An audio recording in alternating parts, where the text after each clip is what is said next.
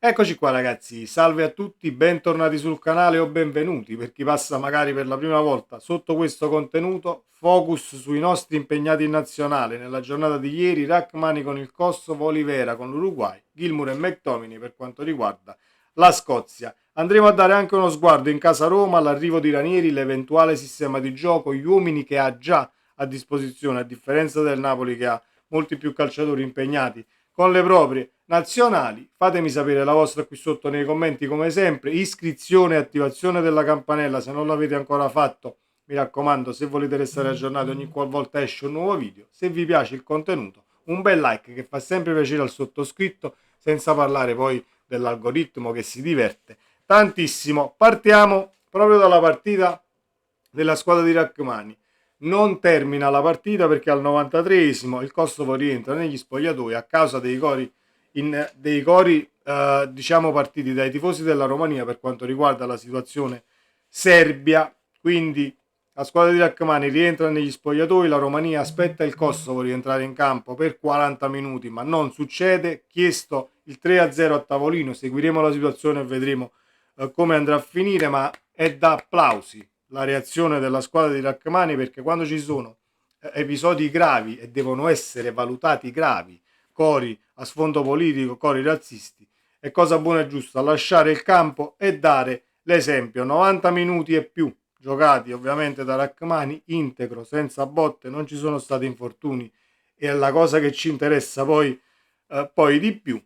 Seguiremo i risvolti per quanto riguarda poi la situazione che ha lasciato il campo e come andrà a finire. Olivera, Uruguay-Colombia finita 3-2, migliore in campo il nostro calciatore, inamovibile per Bielsa nella difesa a 4 come centrale di sinistra, assist per il secondo gol, scusate, dell'Uruguay, una piccola botta al ginocchio che ha tenuto un attimo in apprensione tutti quanti, ma Bielsa se ne frega altamente, lo rispedisce in campo. Ma Olivera comunque ha pubblicato una storia Instagram, sembra non esserci, non esserci niente, ma seguiremo l'eventuale situazione affaticamenti, augurandoci che non ci sia niente di strano, perché Olivera in campionato sta facendo veramente bene, anche in coppia con Buongiorno sulla fascia sinistra. Siamo veramente contenti di ciò che sta accadendo in casa Napoli. La Scozia di Gilmour e McTominay, vittoria e 3 punti, scusate, 1-0.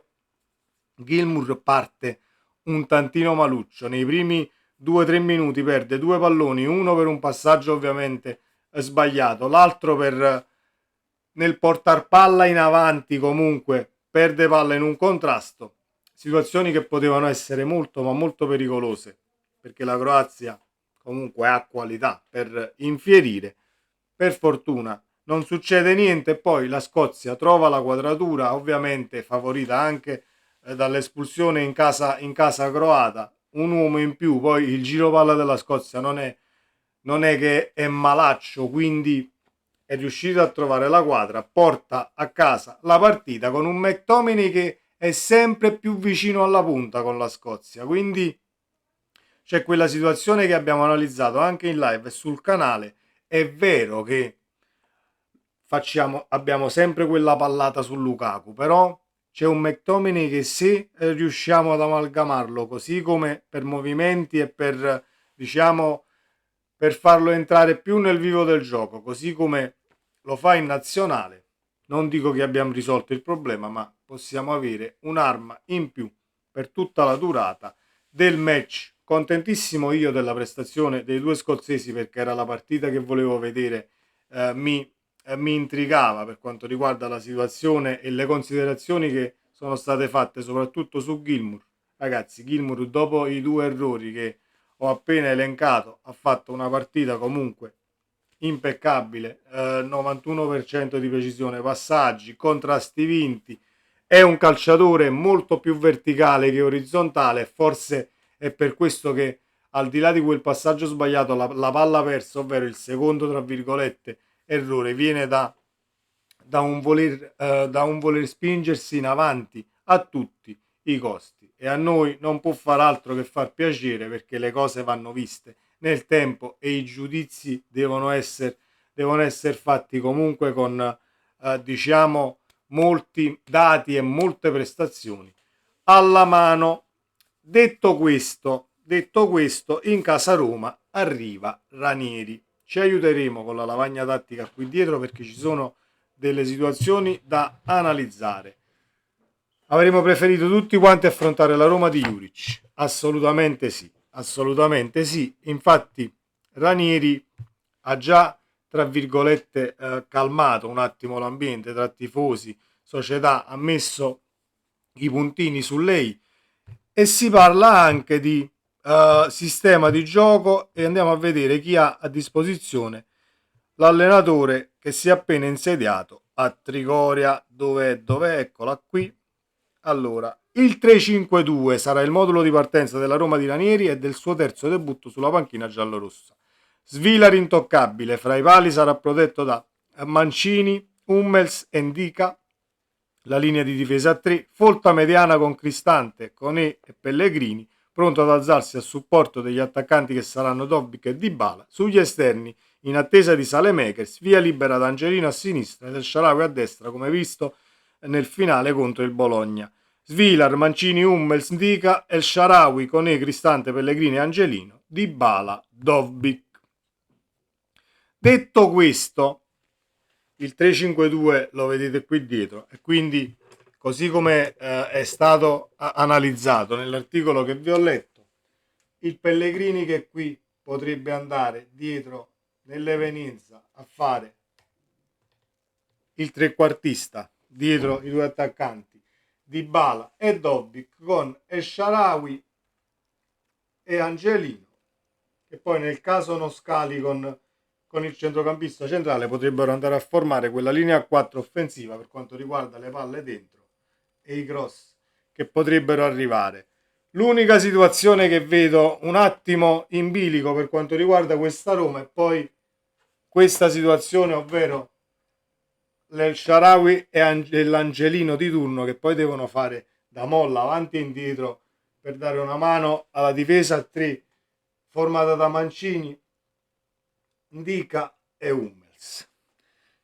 È una gran bella linea di difesa. Ovviamente parliamo di Hummels che dirigerà qualsiasi cosa lì dietro. Ranieri è stato molto chiaro: io partirò dai calciatori che mi fanno vincere le partite. Molto ma molto chiaro. Ovviamente noi dobbiamo fare attenzione soprattutto qui, soprattutto sulle fasce laterali. Angelino è molto più pronto, credo, per fare la spola avanti e indietro, e Shaarawy forse a livello difensivo qualcosa pecca un tantino, ma qui c'è Mancini che con la sua foga e con i suoi tanti falli, diciamola, i suoi tanti falli a partita, comunque romperà sicuramente le scatole sulla sinistra. Non mi fascio la testa nella maniera più assoluta perché il Napoli comunque è molto tosto da affrontare, però le squadre di Ranieri sono sempre state complicate. Lasciano a livello difensivo però qualche spazio da andare ad attaccare, non sono roccaforti, ecco, per quanto riguarda la situazione in difesa, e non vedo nemmeno nella Roma elementi che possano alzare poi questo muro altissimo a livello difensivo, a parte Hummels e un tantino Mancini. Non vedo questo Ndika che non lo so, è il nuovo Sergio Ramos, quindi tranquilli e ce la giochiamo e ce la dobbiamo giocare nella maniera più assoluta perché comunque in testa alla classifica non dimentichiamo, perché queste nazionali portano via un tantino il focus dal campionato, non dimentichiamo che siamo noi primi in classifica e quindi giochiamo in casa, dovete posare i 3 punti al di là del cambio allenatore, mettiamola in maniera molto chiara. La situazione però che potrebbe, ecco, favorire, tra virgolette, la situazione in casa Roma è che Claudio Ranieri ha un gruppo privo di 14 giocatori impegnati nelle nazionali, ha lavorato sul campo, però tra gli altri ci sono Svilar, Hummels, quindi Svilar, Hummels, Mancini, Angelino, Lefè, El Shaarawy, Soulé, il giovane Misitano, e hanno lavorato a parte Dybala e Pellegrini. Questo è Pellegrini, questo è Cristante. Quindi 1, 2, 3, 4, 5, 6, 7 uomini dell'eventuale Roma titolare sono già a disposizione del mister, cosa che non abbiamo noi perché Meret è nazionale, Di Lorenzo, Rachmani, Buongiorno, Olivera, Anghissà, Lobotka e McTominay, Quara, Lukaku e Politano. Abbiamo un solo uomo a Castelvolturno nell'11 titolare, quindi questo potrebbe essere uno snodo interessante perché puoi già lavorare, puoi portarti avanti un tantino qualche situazione di gioco da andare ad analizzare dove battere sicuramente il Ferro, e Ranieri sicuramente percorrà questa situazione, non si farà scappare forse questo vantaggino, chiamiamolo così, avendo molti uomini a disposizione della sua eventuale Roma titolare. Intervista impeccabile per quanto riguarda la presentazione anche ieri.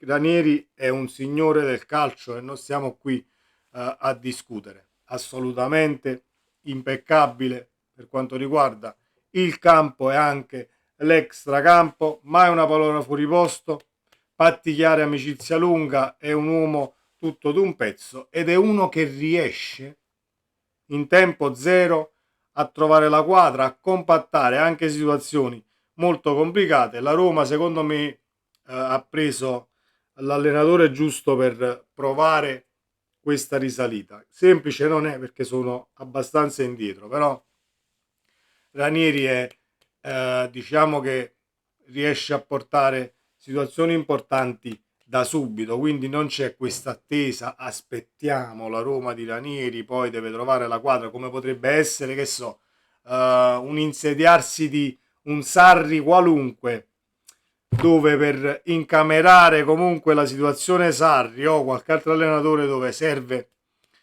un po' di tempo per trovare la quadra, anche un italiano, lo stesso italiano, perché a Firenze, confrontandoci con giornalisti e amici, comunque tifosi della Fiorentina, quando arrivò l'italiano all'inizio, comunque va detto che ha bisogno di tempo per diciamo per inculcare nei propri calciatori situazioni di gioco e come affrontare l'avversario e come porsi comunque in campo. Invece Ranieri è tutta efficacia e stile, mettiamola così.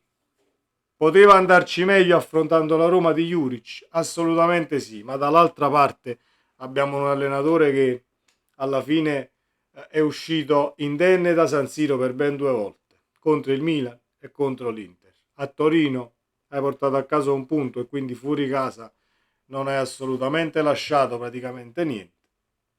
Contro l'Atalanta l'abbiamo già analizzata la partita, l'incidente di percorso che poi si è rivelato un incidente di percorso perché la partita contro l'Inter l'hai giocata come si deve. Arriva questa Roma, arriva a Napoli con il nuovo allenatore.